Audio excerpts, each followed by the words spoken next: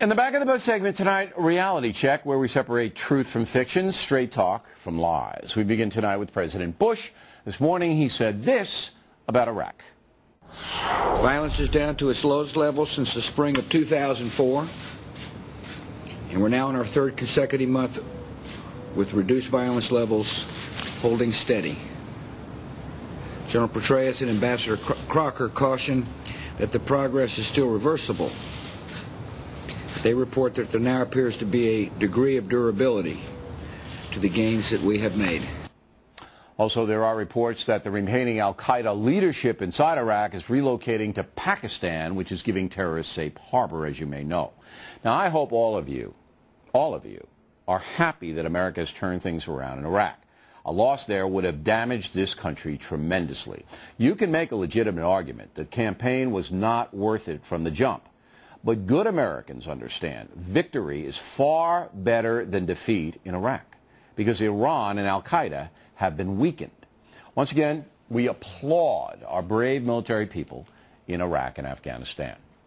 Check two. ExxonMobil made more profit last quarter than any company has ever made in the history of civilization. About $12 billion. That is $128 million a day, $5 million a profit every hour. Meantime, most Americans are getting hurt in this economy weakened by high oil prices. Something is very wrong, and our politicians are too frightened of the oil companies to check it out. Check three. The open border nuts take to the streets of San Francisco. What would Karl Malden say? It is hard to believe, but there are Americans who want to let every person in the world come to America without restriction, even criminals. And you are looking at some of those people right now. This demonstration was prompted by the anti-illegal alien group, the Minutemen, who traveled to San Francisco to ask Mayor Gavin Newsom to resign because 3 men were murdered, allegedly by a criminal illegal alien, which the city protected. Newsom has refused to meet with Danielle Bologna, who is now a widow and lost 2 of her sons as well. That shows you what kind of guy Newsom is. Not a good guy. Check three. There is a story out there about John Edwards that's disturbing, to say the least. The Factor's trying to decide exactly how to cover the situation responsibly, and it is not easy. But the situation is out there. I'm sure you probably heard by now. I love this story. The National Enquirer caught former presidential candidate John Edwards sneaking out of his girlfriend's room at the Beverly Hilton Hotel at 2:40 in the morning. See, Edwards got caught because the reporters were there waiting for him. They were in the hotel waiting for him. See, they knew he'd be there. See, if Edwards didn't want to get caught, he should have met this woman at the hotel where John McCain was staying. There are no reporters. All right, well, this is no laughing matter for the Edwards family, which is why many news organizations are holding back. Check four. Remember when Edwards said this?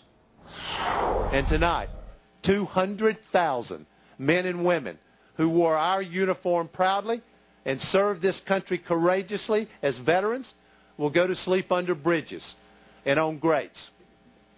We're better than this. Well, I immediately replied that Edwards was grossly exaggerating the situation, exploiting it for political gain.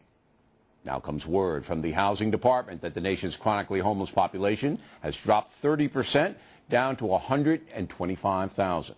Of course, most of these people are addicted or mentally ill, and they do need help, which should be mandated, not voluntary, for public health reasons. Anyway, Edwards was full of it, and now the stats prove it.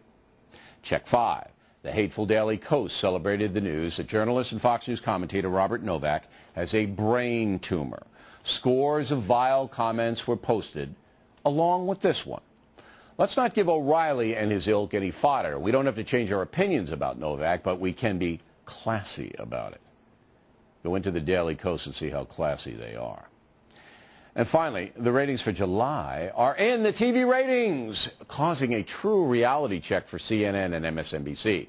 Fox News ranked number 6 in prime time. That's among all cable channels. CNN 22, MSNBC 30, right behind the Tomato channel.